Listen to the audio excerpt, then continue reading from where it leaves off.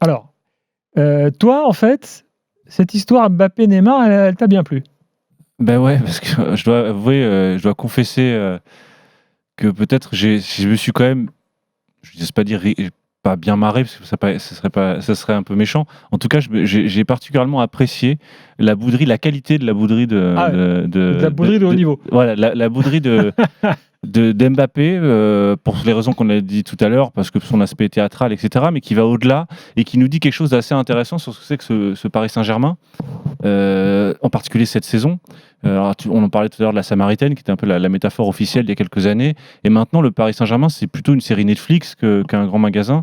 C'est-à-dire quoi, une série Netflix? C'est-à-dire une série avec plein de personnages, avec une intrigue, et avec parfois des dénouements, parfois non, et des nouveaux épisodes à chaque match. Et comment ça se matérialise ici? Mais en fait, ce qu'on pensait, il y a en fait deux duos dont on a envie de voir ce qui va se passer avec eux cette saison. Le premier, c'est Galtier-Campos.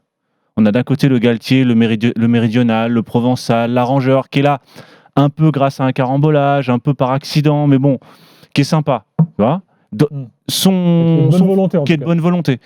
Derrière lui, on a un personnage un peu ombrageux, dont on ne sait pas grand-chose, si ce n'est que parfois il pousse des colères bibliques, qui est Luis Campos, qui est un Portugais. On ne le voit jamais, on l'entend jamais, mais on sent que finalement ces deux personnages-là sont en fait deux visages d'une même personne, qui serait d'un côté le bad cop, Luis Campos, et le good cop, Christophe Galtier. Donc ça, c'est le duo. Il y a deux désirs qui sont compatibles. Les deux sont compatibles l'un avec l'autre, donc ils y arrivent. Bon, machin, ça fonctionne très bien. Autre duo, et là, un duo formidable, qui moi me semble être un chef-d'œuvre. Ce qui est au départ, on pensait être un trio, en fait, avec Messi. On se dit comment ils vont s'entendre les trois. Et en réalité, c'est pas du tout ça. C'est un duo. C'est un duo entre deux frères ennemis, qui sont Neymar et Kylian Mbappé. Et pourquoi des frères ennemis? Parce qu'ils sont un peu frères, parce qu'ils se ressemblent beaucoup, en fait. C'est deux gamins qui ont été des gamins des prodiges, qui sont très aimés dans leur pays, qui sont des héros nationaux, alors qui n'ont pas exactement le même âge, mais qui sont tous les deux dans une position de vouloir se revendiquer. L'un parce qu'il est jeune, l'autre parce qu'il est en train de passer un peu à côté de sa carrière, donc il est en train d'essayer de donner un peu plus. Donc, au moment où ces deux-là veulent la même chose, on se rend compte que leur désir n'est pas compatible. Ennemi, parce qu'au moment où il faut tirer un penalty, au moment où il faut être le numéro 1 de son équipe, il ne peut pas y en avoir deux. Donc on a finalement deux duos qui vont faire toute notre saison, à savoir comment vont s'entendre Neymar et Mbappé, qui veulent la même chose, mais cette chose est incompatible, être le numéro 1 du club, c'est pas possible, il ne peut pas y avoir deux numéros 1. Et de l'autre côté, un duo qui lui est un duo peut-être plus humoristique, plus comique, entre d'un côté le méridional et de l'autre côté l'ombrageux. Et comment tout le ressort de cette saison et tout le ressort de ce début de saison, c'est savoir comment ce duo, comment ces deux duos vont nous organiser le Paris Saint-Germain pour en faire une magnifique aventure. Et moi, ce que je trouve là, dans cette affaire-là, et je le dis presque vraiment sans ironie, une saison, c'est ça. C'est pas pour rien que ça s'appelle, qu'on utilise le même terme pour parler d'une saison de football comme une saison de série. C'est ça, ce sont des aventures, des personnages et une intrigue. Et là, l'intrigue, elle est claire, elle est de savoir, est-ce que le Paris Saint-Germain, en dépit de ces rivalités qui sont liées à des duos de frères ennemis ou des duos plutôt des duos comiques comme peut être Galtier et Campos, est-ce que malgré ces duos-là, ils vont arriver à atteindre le Graal, à savoir la Ligue des Champions? Moi, je trouve que c'est un pitch extraordinaire. Donc, il faut surtout pas que Neymar parte du Paris Saint-Germain. Au départ, moi, j'étais plutôt pour son départ en me disant, bon, finalement, c'est peut-être mieux pour l'équipe du vestiaire. Oui, pour des raisons sportives, oui.